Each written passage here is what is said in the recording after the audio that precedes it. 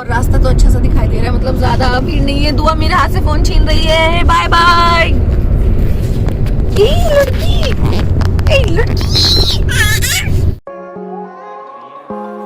Welcome to our new blog. तो मैं जा रहा हूँ बुटीक, हमें निकलना है आज लखनऊ के लिए, लेकिन उससे पहले शिवा के कुछ दुपट्टा और कुछ सूट्स हैं।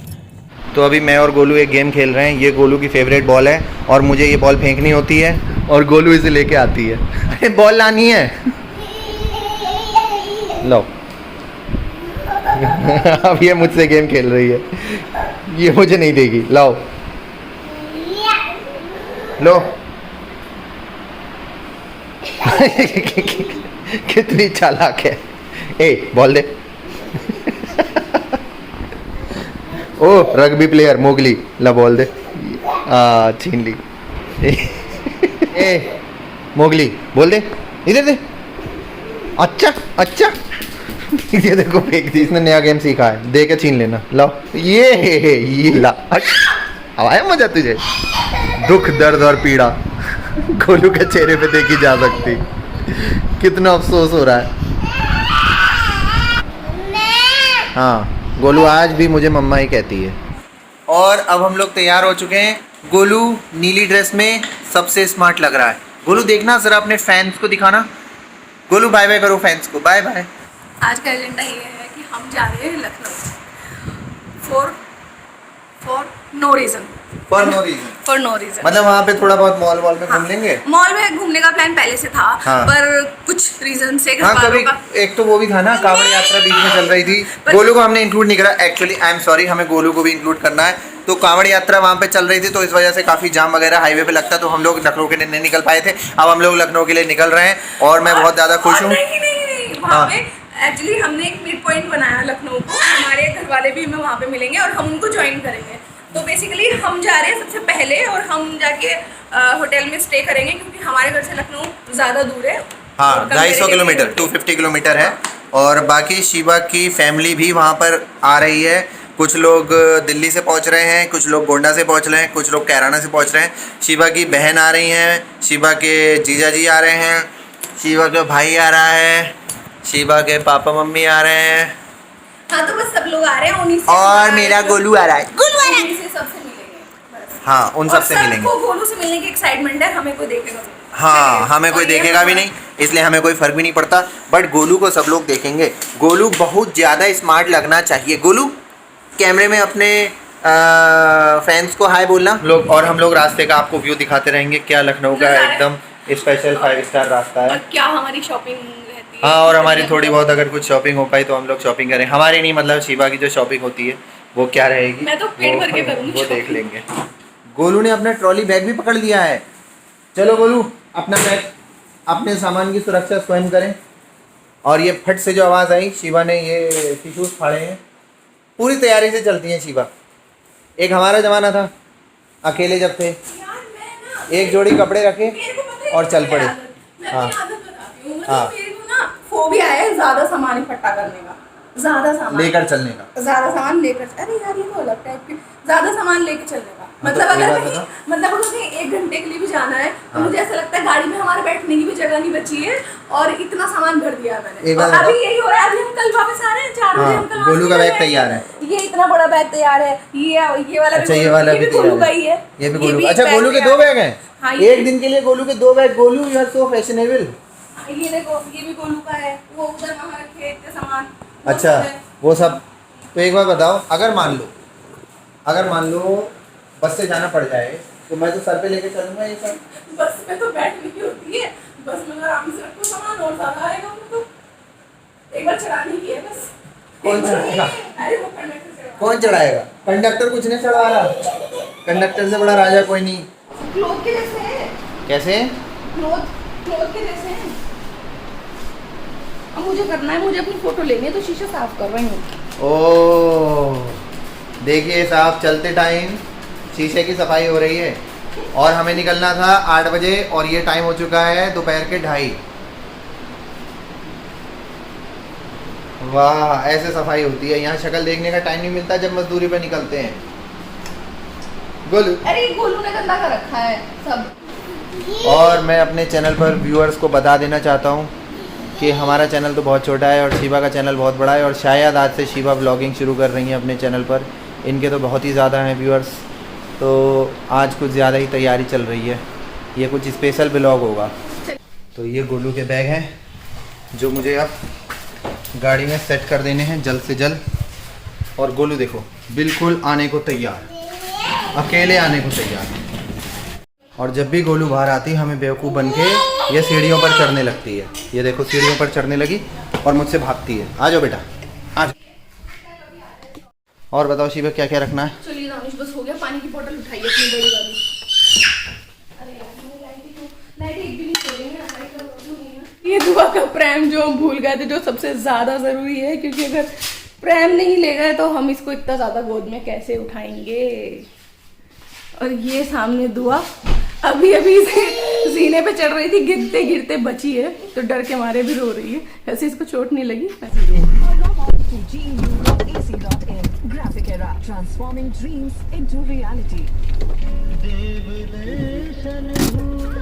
जैसे जैसे बाहर निकल रहे हैं धूप आ रही है, दुआ को इतना हैरानी हो रही है, ये क्या है?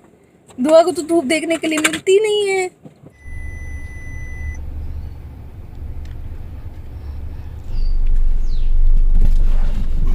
एंड इस तरह से हम सुबह से स्ट्रगल करते हुए फाइनली निकल गए।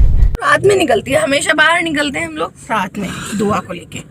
तो आज दुआ जा रही है दिन में बाहर, मतलब बहुत कम जाती है दिन में, तो इसको ज्यादा चीजें दिखाई दे रही हैं, तो ये ज्यादा बाहर देख रही है। पहुंच गई है, दुआ की चोटी दिखाई दे रही होंगी। ये पहुंच गई पापा के पास, और ये मुश्किल कर देगी गाड़ी चलाना। नहीं, आप इसको मेरे पास भेजिए, बेटा मेरे पास आओ पीछे। बेटा मम्मा भी ये भूल जाएगी थोड़ी देर में। और यहाँ ये दुआ का टारगेट कि लाइट कुछ हो जाए, ऑफ नहीं होनी चाहिए। और अब हम आ गए हैं हाईवे पे। दानिश आप तो ऐसे ही जा रहे हैं चुपचाप चलते हुए, मतलब कुछ पोएम वोएम सुनिए, जब भी चीक्स कुछ चलाइए। अब यही रह गया दुआ के होते हुए। दुआ जब से आई है तब से बस हम यही सुनते हैं, जब भी चीक्स। पहले पता है मैं प्लेलिस्ट तैयार करता था। ये रास्ता आ रहा है, इससे पहले कई अच्छे गाने डाउनलोड करता था। नहीं तो डाउनलोड तो अब भी कर सकते हो, सुन ही तो नहीं सकते। और रास्ता तो अच्छा सा दिखाई दे रहा है, मतलब ज्यादा भीड़ नहीं है। दुआ मेरे हाथ से फोन छीन रही है, बाय बाय।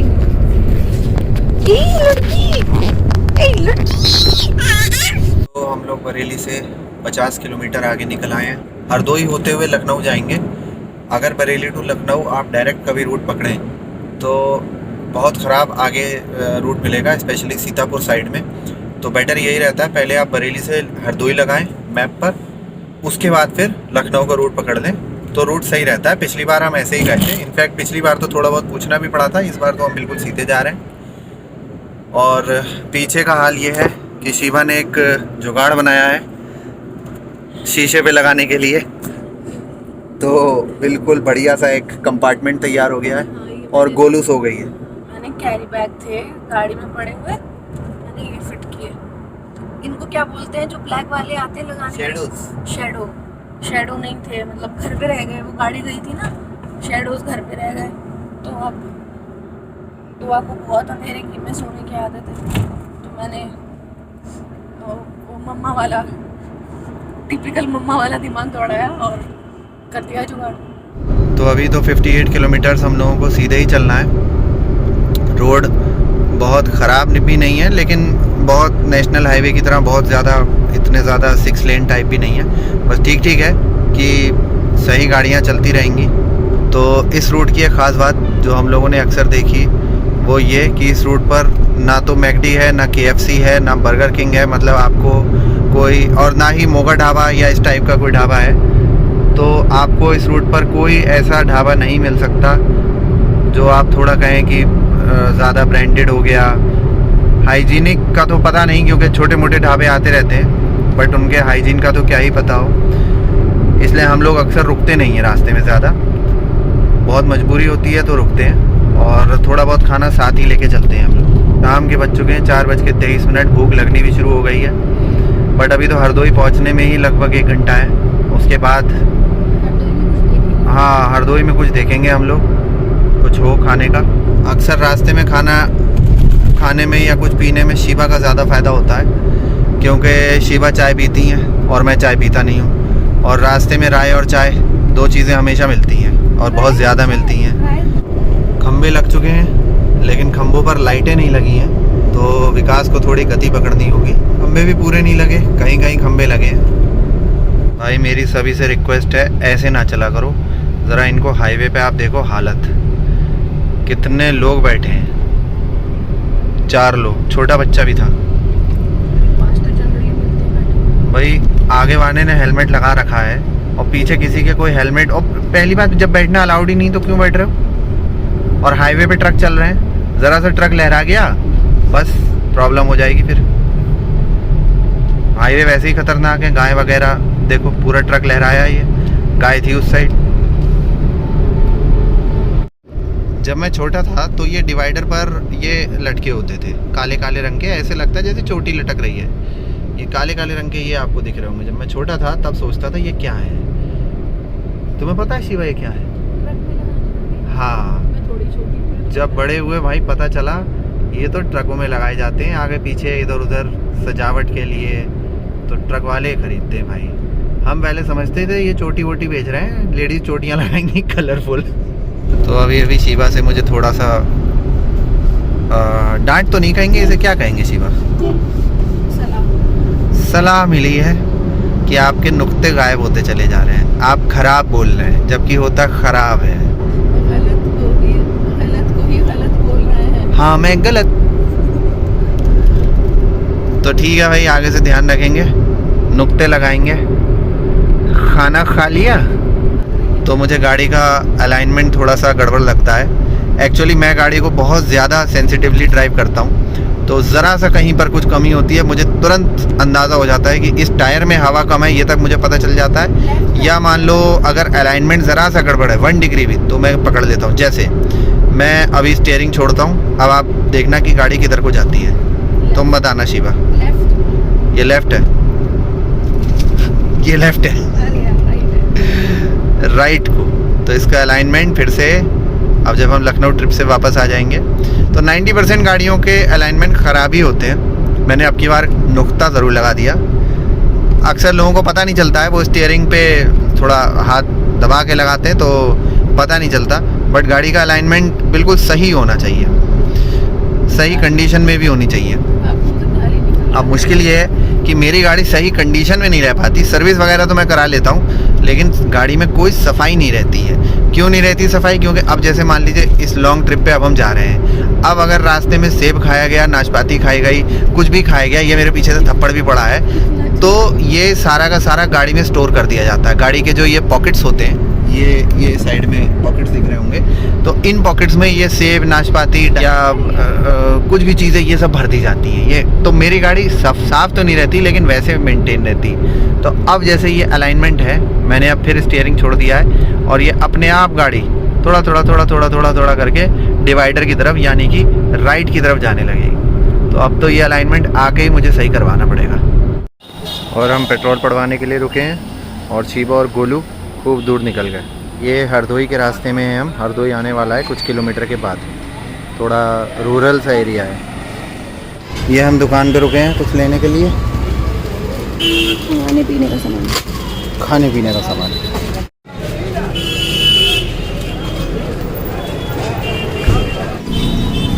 नमकीन तो हमने ले ली, शिवा और कुछ लेने जा रही, पसंद आया कुछ? मुझे थोड़ा समोसा टाइप चाहिए, पर वो बहुत ही वैसा है, मतलब समोसे में वो होगा तेल बहुत। हाँ, समोसे तो उधर भी रखे हैं छोटे छोटे, पर वही लगा मुझे तेल से गड़बड़ ना हो जाए कहानी। एप्पल और बनाना ले लो, वो इस साइड है। ये तो अब घर की वो आ गई सब्जी भाजी वाले काम। हाँ, तो बस बिस्किट वगैरह हैं।